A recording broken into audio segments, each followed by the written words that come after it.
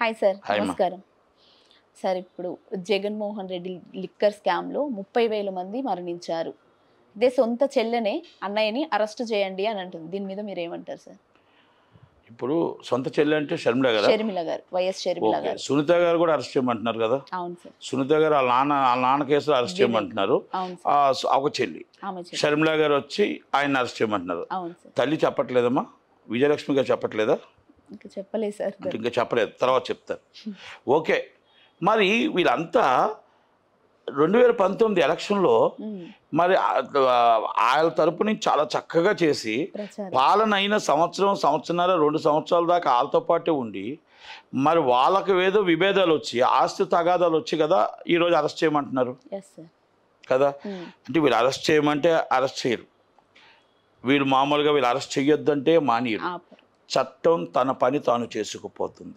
Liquor స్కామ్లో public money బయటికి వెళ్ళిందా లేదా, పబ్లిక్ మనీని వాడుకున్నారా లేదా, వేల కోట్లు నష్టం పబ్లిక్కి నష్టం కల్పించారా లేదా అనేది ఇన్వెస్టిగేషన్ నడుస్తుంది. ఇన్వెస్టిగేషన్లో దొంగలు దొరుకుతూ ఉన్నారు, అరెస్ట్ అవుతూ ఉన్నారు. అంతే తప్ప జగన్మోహన్ రెడ్డి గారిని షర్మిల అరెస్ట్ చేయొద్దు అంటే మానరు, షర్మిల గారు అరెస్ట్ చేయమంటే చేయరు. అంటే షర్మిల గారి స్టాండ్ ఏంటో మాకు అర్థం కావట్లా. ఆమె పిసిసి అధ్యక్షురాలు ఎందుకు అయిందో, కాంగ్రెస్ పార్టీ ఇంకా నాశనం చేయడానికి అయిందో తెలియదు. కానీ అక్కడ కాంగ్రెస్ పార్టీ 6% 7%కి వెళ్ళవలసిన కాంగ్రెస్ పార్టీ 1%కి వచ్చేసింది మళ్ళా. అంటే మనం చేసేది మీ పార్టీని మీరు డెవలప్ చేయండి. మీ పార్టీని డెవలప్ చేయాలంటే ఎవరి మీద పోరాడాలి? మీరు అధికార పక్షమే పోరాడాలి. అధికార పక్షంలో మీరు అంటున్న ప్రకారం అధికార పక్షం కరెక్ట్గా గవర్నమెంట్ ఉంది కాబట్టి బాగా చేస్తుంది కాబట్టి ప్రతిపక్షాన్ని అరెస్ట్ చేయడం కోసం ప్రతి విషయంలో పోరాడండి. రోడ్ల కోసం పోరాడండి, ఈదుల కోసం పోరాడండి, ఉచిత బస్ కోసం పోరాడండి, గత చేసిన పాలకుల అవినీతి కోసం పోరాడండి. మీరు అరెస్ట్ చేయమంటున్నారు, అరెస్ట్ చేయడానికి సమయం వచ్చినప్పుడు 100% అరెస్ట్ చేస్తారు. ఎందుకంటే ఇన్వెస్టిగేషన్ చేస్తున్నారు, ఇన్వెస్టిగేషన్లో ఛార్జ్ షీట్ ఫైల్ చేశారు, ఛార్జ్ షీట్లో ఆయన పేరు కూడా ఉంది.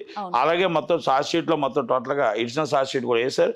వాళ్ళు మొత్తం టోటల్గా ఎవరి దగ్గర నుంచి ఎక్కడెక్కడ ముడుపులు వెళ్ళాయి, ఎలాగెళ్ళాయి, ఏ రూపాన్ని వెళ్ళాయి అన్నీ కూడా ఎస్టా బిల్డప్ చేస్తున్నారు. అంటే బిల్డప్ చేసి మొత్తం ఇన్వెస్టిగేషన్ రిపోర్ట్ని బిల్డప్ చేసి ఎస్టాబ్లిష్ చేసి టోటల్గా స్టేట్మెంట్ తీసుకొని ఆ స్టేట్మెంట్లో దీనికి కింగ్ ఎవరు, లిక్కర్ మాఫియా కింగ్ ఎవరు, విజయసాయిరెడ్డి గారు సగం చెప్పారు. విజయసాయిరెడ్డి గారు మొత్తం టోటల్గా సగం చెప్పారు. విజయసాయిరెడ్డి గారికి ఆయనకి ఎందుకు విభేదం వచ్చింది, మీకు ఆయనకి ఎందుకు విభేదం వచ్చింది, ఆస్తి తగాదాలా, డబ్బులు తగాదాలా, లేకపోతే రాజకీయ తగాదాలా, ఎవరికి తెలియవు.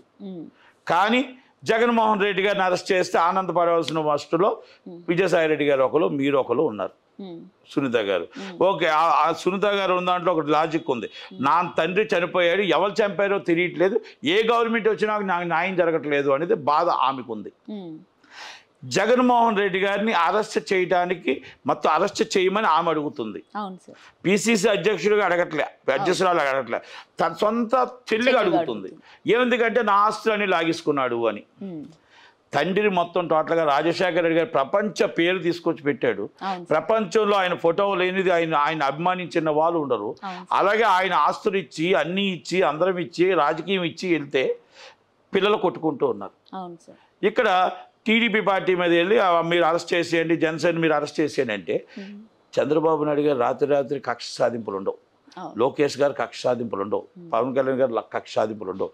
అరెస్ట్ ఇన్వెస్టిగేషన్ నడుస్తుంది, properly investigation and department and మొత్తం టోటల్గా ఎవరైతే సిఐడి ఉన్నారో వాళ్ళు చక్కగా చేసి వాళ్ళు మొత్తం ఎవిడెన్స్లు ఉండాలి. ఎవిడెన్స్లు ఉండి రేపు మొత్తం టోటల్గా ఎన్ని వేల కోట్లు ఎక్కడెక్కడ దొరికింది, ఎలాగ వెళ్ళింది, ఎక్కడి నుంచి వెళ్ళింది, ఎలా బిల్డప్ అయింది, ఏ పేమెంట్ ఎక్కడి నుంచి వచ్చింది, ఆ పేమెంట్ ఎక్కడికి వెళ్ళింది. కొంతమంది దుబాయ్లో ఉన్న వాళ్ళు ఉన్నారు, కొంతమంది ఉగండాలో ఉన్నవాళ్ళు, వీళ్ళందరూ కూడా ఇంకా వాళ్ళు కూడా రావాలి ఇక్కడికి.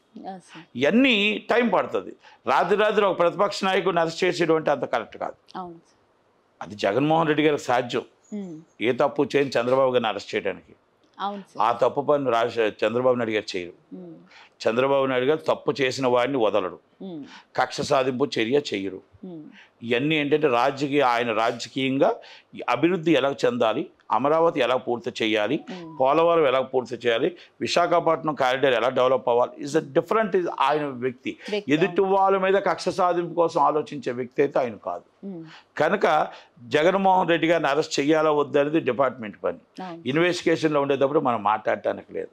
కనుక షర్మిలా గారికి మీరు పిసిసి అధ్యక్షురాలుగా మీ పార్టీని మీరు నిలబెట్టుకోండి, లేదా టీడీపీకి వచ్చేసి టీడీపీలో కూర్చొని ఒక రాజ్యసభ తీసుకోండి, ఏమైనా తీసుకొని మీరు అప్పుడు ఫైట్ చేయండి. మీరు టీడీపీ సపోర్ట్తో మాట్లాడుతున్నారా, లేకపోతే జనసేనకు మాట్లాడుతున్నారా, మీరు కాంగ్రెస్ నుంచి మాట్లాడుతున్నారా అర్థం కావట్లేదు, కన్ఫ్యూజ్లో ఉన్నారు. విజయసాయి రెడ్డి గారితో వ్యవసాయం చేసుకుంటూ మాట్లాడుతున్నాడు కాబట్టి ఆయన వ్యవసాయంగా రైతుగా మాట్లాడుతున్నాడు, రైతు బిడ్డగా మాట్లాడుతున్నాడు. రాజ్యసభ ధైర్యంగా రిజైన్ చేసాడు, రిజైన్ చేసి రైతు బిడ్డగా ఆయన మాట్లాడుతున్నాడు. మీరు అలాగే మాట్లాడండి, మాట్లాడితే బాగుంటుంది. కానీ మీరు ఏ పార్టీలో ఉన్నారో పార్టీ నుంచి ఇక్కడ ఎందుకు మాట్లాడుతున్నారో అర్థం కావట్లేదు. కనుక షర్మిలమ్మ మీ అన్నయ్య గారిని అరెస్ట్ చేసే సమయం వస్తున్నప్పుడు తప్పకుండా అరెస్ట్ చేస్తారు. ఎవరిని అరెస్ట్ చేయాలి, ఏం అరెస్ట్ చేయాలి, ఏదైనా ప్రజల సొమ్మే కదా దారాదత్తం చేశారు, ప్రజల సొమ్మే కదా దోచుకున్నారు. ప్రజలు మరి కంప్లైంట్ రూపంగా ప్రజల రూపంగా వస్తుంది, వాళ్ళందరూ మొత్తం చూస్తున్నారు, ఇన్వెస్టిగేషన్ జరుగుతుంది. త్వరలోనే అందరూ కూడా చట్టానికి ఎవరో అతిథులు కారు, అందరూ అరెస్ట్ అవుతారు. ఇన్వెస్టిగేషన్ నడుస్తున్నారు, అంతకంటే ఎక్కువ చెప్పకూడదు. Thank you very much.